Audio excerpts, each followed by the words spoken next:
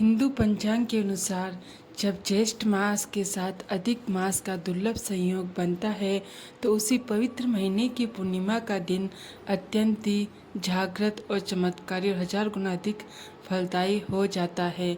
आपको पुण्यों की बहुत सारी शुभकामनाएं। इस पावन तिथि पर गंगा स्नान, अन्न और जल का दान अथवा व्रत करने से व्यक्ति को संसार के सभी भौतिक सुख प्राप्त होते हैं। वे साक्षात वैकुंठ धाम की प्राप्ति होती है। ज्येष्ठ मास अधिक मास की पूर्णिमा की महिमा का बखान हमारे शास्त्रों, वेदों और पुराणों में बहुत ही विस्तार से किया गया है। मान्यता है कि जो भी मनुष्य इस पवित्र ज्येष्ठ अधिक पूर्णिमा के दिन विधि विधान से उपवास करता है और भगवान श्री हरि विष्णु के स्वरूप भगवान पुरुषोत्तम की आराधना करता है, उसके जन्म जन्मांतर के पाप और कष्ट और दरिद्रता हमेशा के लिए मिट जाती है। जो मनुष्य अनजाने में किए गए पापों के भारी बोझ तले दबा हो, जीवन में लगातार असफलताएं का सामना कर रहा हो, उसके लिए ये पूर्णिमा तिथि किसी संजीवनी बूटी से कम नहीं है। शास्त्र में स्पष्ट उल्लेख मिलता है कि कार्तिक मास में पुष्कर तीर्थ में स्नान करने से, सूर्य ग्रहण के समान कुरुक्षेत्र में दान पुण्य करने से या सैकड़ों यज्ञ करने से जिस असीम और अनंत पुण्य की प्राप्ति होती है, वे सारा का सारा पुण्य एक सच्चे भक्त को केवल इस ज्येष्ठ अधिक मास की पूर्णिमा का निष्ठापूर्वक व्रत करने और गंगा स्नान करने मात्र से ही सहजता से मिल जाता है। अधिक मास जिसे मल मास या पुरुषोत्तम मास भी कहा जाता है, भगवान विष्णु को अत्यंत प्रिय है और इससे महीने में पड़ने वाली पूर्णिमा का व्रत करने से पितरों की भी असीम शांति और कृपा मिलती है। प्रेत योनि से मुक्त होकर सीधा वैकुंठ धाम का मार्ग प्रशस्त करते हैं। आज की इस वीडियो में हम जानेंगे ज्येष्ठ अधिक पूर्णिमा की व्रत कथा और इसके सटीक शुभ मुहूर्त और कुछ महाउपायों के बारे में।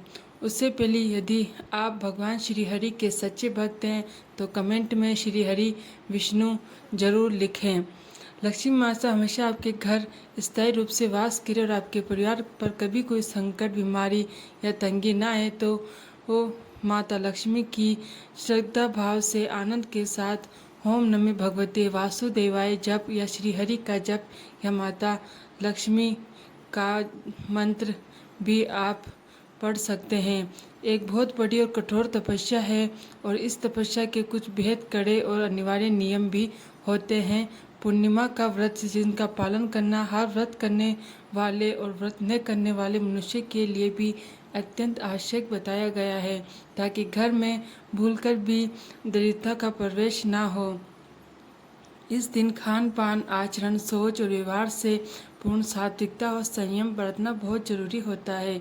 इस पावन दिन पूर्ण रूप से ब्रह्मचर्य का पालन करना चाहिए। किसी पर भी एकारण क्रोध ना करे, अपनी वाणी पर नियंत्रण रखे, अपने मुख से कोई भी कड़वा शब्द या झूठ ना बोले, किसी की निंदा, बुराई या चुगली करने से पूरी तरह बचे। बल्कि अधिक मास में ऐसा बिल्कुल भी नहीं करना चाहिए, क्योंकि अधिक मास में किया गया कोई भी मानसिक या शारीरिक पाप कई गुना भारी पड़ता है। घर में लहसुन, प्याज, मांस, मदिरा, मसूर की दाल, बैंगन, किसी भी प्रकार के तामसिक भोजन का प्रवेश तो पूर्णिमा के दिन पहले से ही बिल्कुल बंद होना चाहिए। इस दिन प्रातःकाल ब्रह्म मुहूर्त में छैया का त्याग करना चाहिए और उठकर नित्य कर्मों से निवृत्त होकर अपने नहाने के पानी में थोड़ा सा गंगाजल और पवित्र काले तिल मिलाकर स्नान करना चाहिए। स्नान के पश्चात श्वेत वस्त्र या पीले वस्त्र धारण करने चाहिए, क्योंकि काले, नीले या गहरे रंग के कपड़े भगवान की पूजा के दिन बिल्कुल भी नहीं पहनने चाहिए। स्नान के पश्चात अपने घर के ईशान कोण में स्थित मंदिर की अच्छी तरह से गंगाजल छिड़क कर सफाई करें और एक साफ लकड़ी की चौकी पर नया पीला या लाल रेशमी कपड़ा बिछाकर भगवान विष्णु या सत्यनारायण और माता लक्ष्मी की सुंदर प्रतिमा या तस्वीर स्थापित करें। भगवान श्री हरि को शंख से शुद्ध जल और पंचामृत भरकर विधि पूर्वक स्नान करवाएं। मस्तक पर गोपी चंदन, अष्टगंध या पीले चंदन का सुंदर तिलक लगाएं और ताजे पीले फूल, तुलसी दल तथा ऋतु फल अर्पित करें।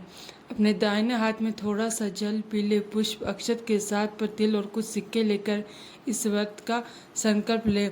हे त्रिलोकीनाथ भगवान विश्वोत्तम, मैं अपने मन की शुद्धि और आपकी असीम कृपा प्राप्ति के लिए इस ज्येष्ठ अधिक पूर्णिमा का निराहार या फलाहार व्रत कर रहा हूँ। मेरे इस व्रत को निर्विघ्न पूर्ण करवाएं और मेरी हर भूल चूक को क्षमा करें। इसके बाद भगवान को शुद्ध देसी घी से बनी मिठाई या विशेषकर मखाने और चावल की खीर का भोग लगाएं, क्योंकि पूर्णिमा के दिन माता लक्ष्मी को खीर का भोग लगाना अत्यंत फलदायी होता है। पूरे दिन भगवान के श्री स्वरूप का ध्यान करते रहे और ओम नमो भगवते वासुदेवाय का मन ही मन निरंतर जाप करें। आज हम न केवल ज्येष्ठ अधिक पूर्णिमा की सही तिथि या शुभ मुहूर्त बल्कि गहराई से समझेंगे, बल्कि आज हम आपके लिए ये व्रत कथा ऐसे नए और अत्यंत महा चमत्कारी उपायों का एक विशाल खजाना भी है, जिन्हें यदि आपने इस दुर्लभ संयोग में सच्ची श्रद्धा से कर लिया तो आपके घर कभी भी भंडार खाली नहीं रहेंगे। जीवन में सुख समृद्धि का ऐसा वास होगा जिसकी आपने सपने में भी कोई कल्पना नहीं की होगी। ज्येष्ठ अधिक पूर्णिमा की व्रत कथा सुने बिना या पढ़े बिना ये महाव्रत कभी पूर्ण नहीं माना जाता और न ही इसका पूर्ण फल प्राप्त होता है।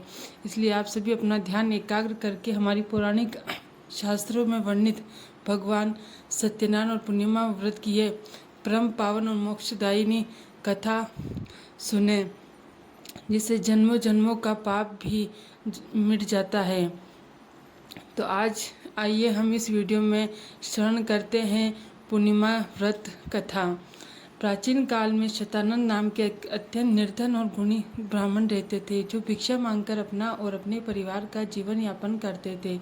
उनकी इस दयनीय स्थिति को देखकर एक दिन स्वयं भगवान श्री हरि विष्णु ने एक वृद्ध ब्राह्मण का रूप धारण किया और शतानंद जी के पास जाकर उन्हें पूर्णिमा के दिन भगवान सत्यनारायण का व्रत और पूजन करने की सलाह दी। भगवान ने कहा, हे ब्राह्मण देव, ये पूर्णिमा का व्रत सभी दुखों को नाश करने वाला, मनचाहे फल देने वाला और घोर दरिद्रता को मिटाने वाला है। शतानंद जी ने उस वृद्ध ब्राह्मण की बात मानकर पूरे विधि विधान और सच्ची श्रद्धा के साथ सत्यनारायण भगवान का व्रत किया और कथा सुनी। इस व्रत के प्रताप से ब्राह्मण शतानंद जी के जीवन से सारी गरीबी, सारे कष्ट सदा के लिए मिट गए और वे अत्यंत धनवान तथा सुखी हो गए।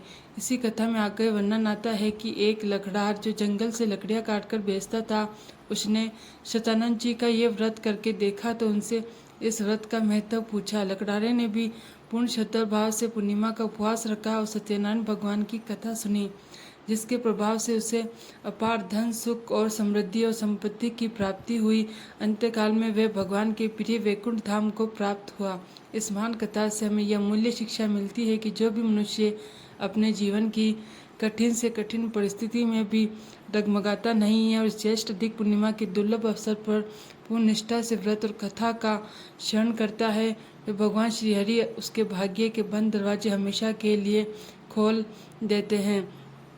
हम ज्येष्ठ अधिक मास की पूर्णिमा की एकदम सही तारीख और शुभ मुहूर्त की अच्छी तरह से समझ लेते हैं, ताकि पूजा पाठ और व्रत में कोई भी गलती ना हो, आपके इस दुर्लभ संयोग का पूरा पुण्य प्राप्त हो सके।